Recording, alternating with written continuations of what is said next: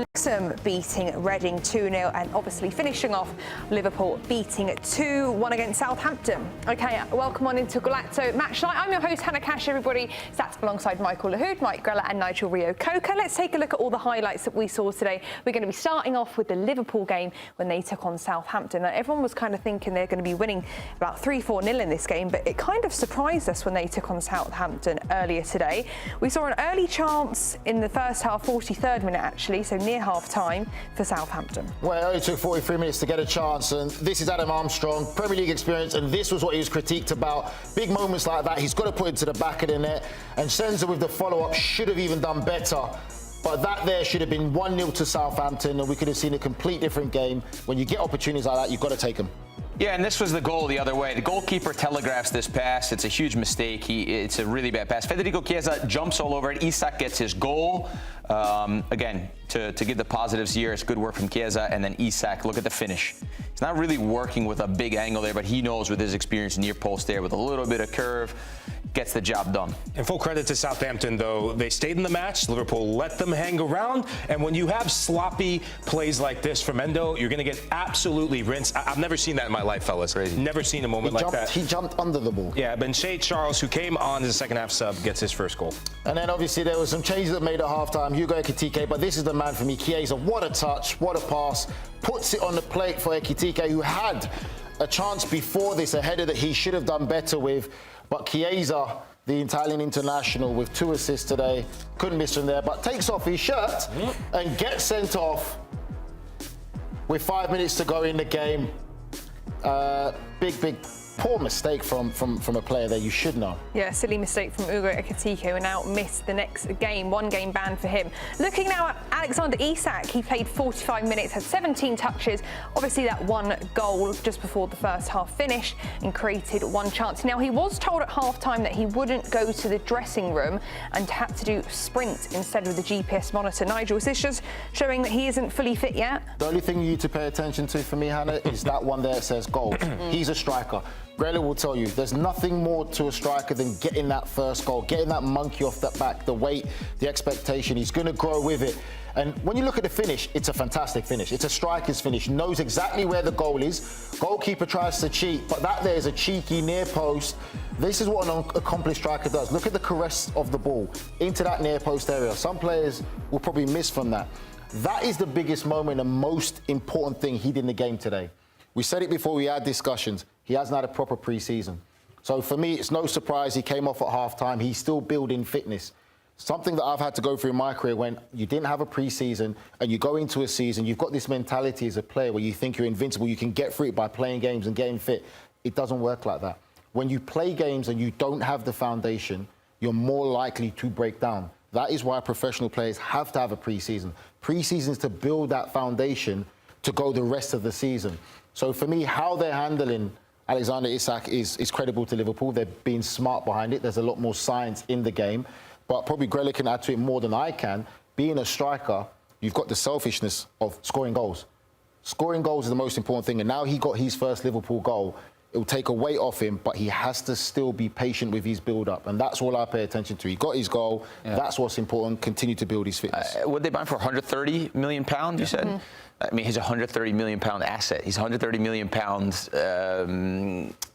asset for Liverpool, right? So they have to ease him in. There's no reason to rush him. He could take a scoring goal, so there's no reason to rush him. They let him go. But Isak also, I want to say this, and obviously, listen, I don't have 8 eyes. I'm not like some special creature where I could watch all the games at once. A spider. Does a spider have 8 eyes, though? They do now. Yes. They do now. Hey, Sierra Leone spiders have 8 eyes. Okay, all right, fine. But I'm not a spider. Couldn't watch all the games. But I will say this. Isak, for me, went for $130 million because he's not just a striker that pops up in this moment to score goals. He's the guy that, like, links play. He can go by guys 1v1. He can go out to the channel and has a bunch of quality in his delivery and his finishing. And he adds so much to the team. That's why they went for a player like him. And I'm not sure that so far, early days, that they're getting the best out of the best version of him. Yeah, okay. He's still fit, Grella. It's still early. He's not fit. He's not. I'm not. All right. Can I just say what I saw today or no?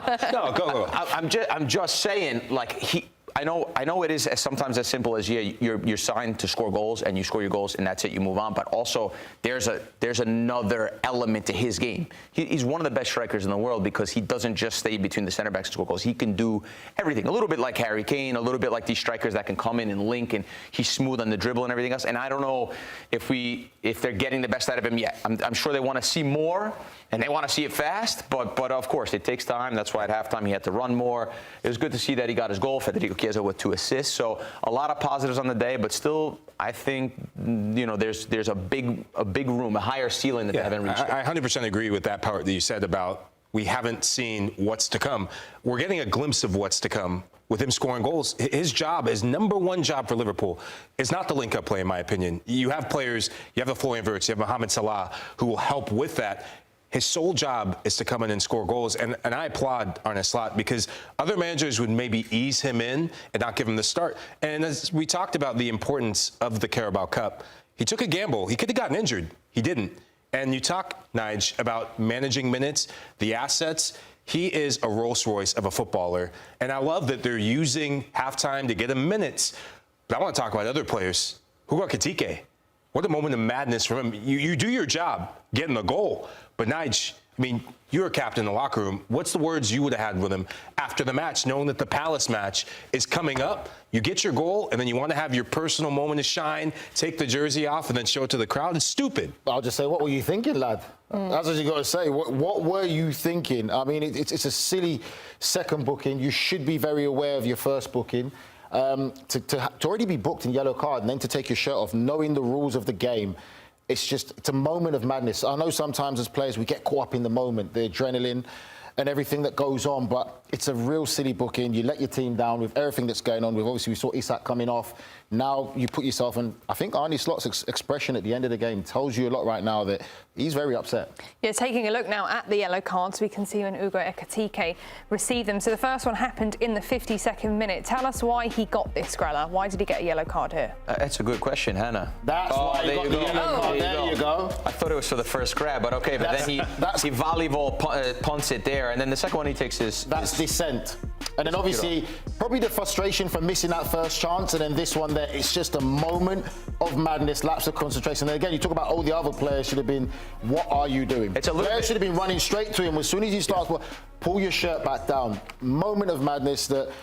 It's hard to forgive that. Because he's not a child. It's not even like it was a tackle. They could have been so easily prevented. It's a little bit ironic, right, the moment, because he does something, you used the word personal before, but he does something because he scores the goal and he does something out of a raw emotion and he's showing his jersey, right? But then it ends up actually hurting the team in the long run because hurts him. Maybe Isak is not ready to start in the next games or whatever. And also, Ekitike is a weapon on his own. He's almost scoring a goal a game if you look up all competitions and the minutes that he's played. So to do that, it's not only just a moment of madness, it's a moment of, hey, this is about me, because he's showing his jersey. And so I'm sure he'll learn from it for sure, because at that level, when you're at a club like Liverpool, it's never about you. It's always about what's best for the club. And obviously what's best for the club in the next match is that he's there.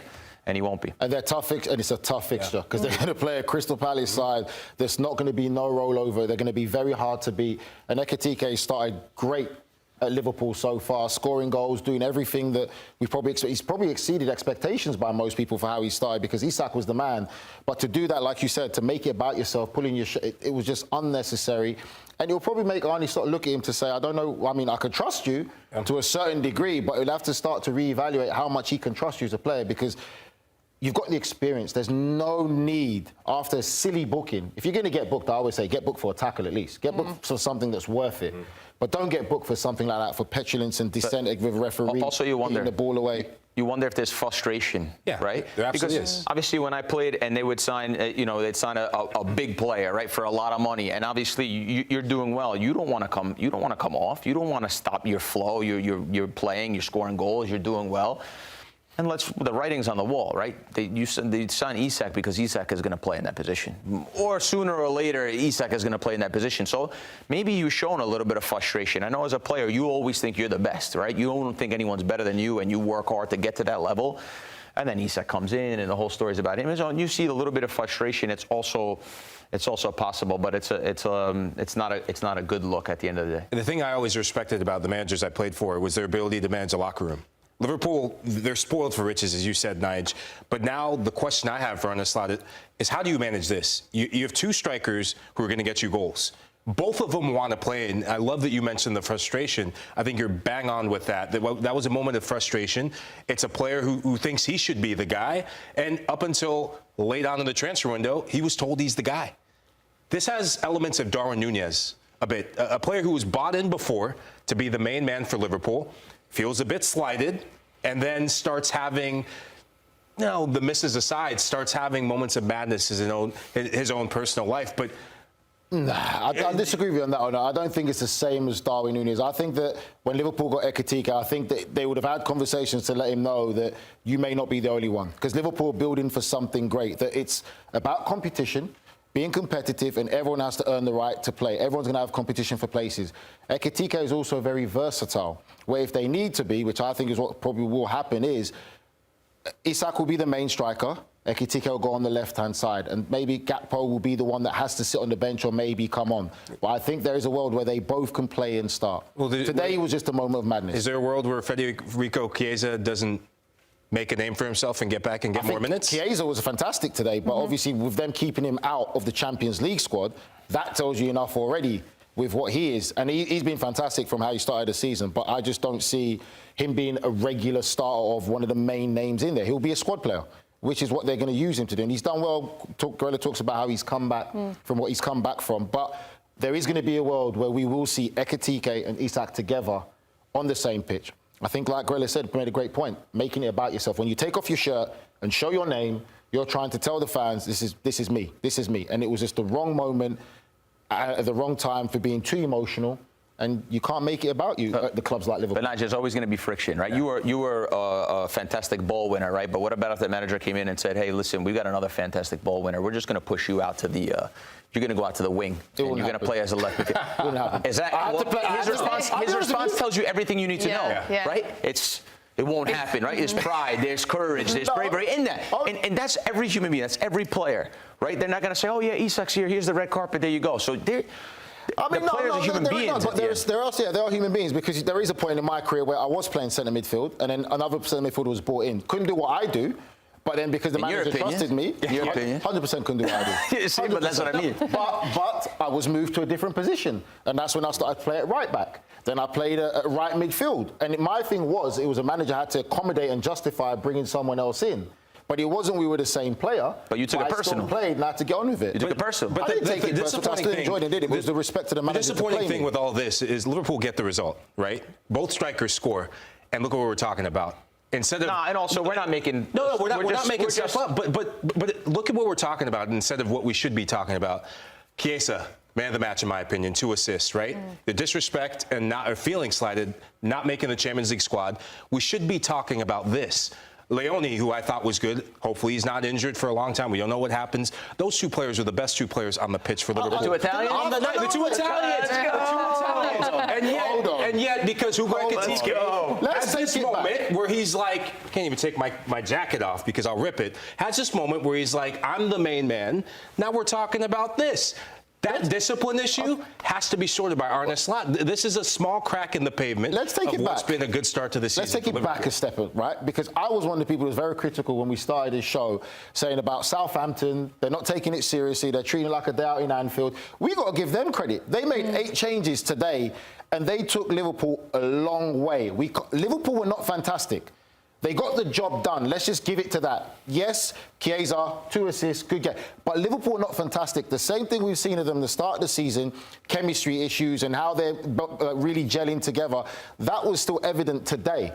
So we can't give them all the credit like they absolutely dismiss Southampton. Southampton deserve more credit for the performance that they put into their Anfield than Liverpool do. I would say Liverpool got the job done. Isak scored. That is it. But I'm not going to sit here and say, oh, it was a great performance by Liverpool. And what's that say for the 9 changes in Southampton, or 8 or 9 changes in Southampton? For Southampton. What's that say for the guys that play every single weekend in the Championship, which is their priority? That's like jobs up for grab there, the kind of performance from Southampton, because they were good for 90 minutes. Sorry, Mike, were you going to? No. Okay. You could. You want a trip to Italy as well? No. Oh, just checking. I got a baby girl at home. My wife would kill me. We've got more Carabao Cup action coming up next, but we're going to take a look at that red card again, because it is now the storyline of coming out of that match. Just a silly mistake by Ugo Ekitike there. And you just saw it there. Frimpong talking to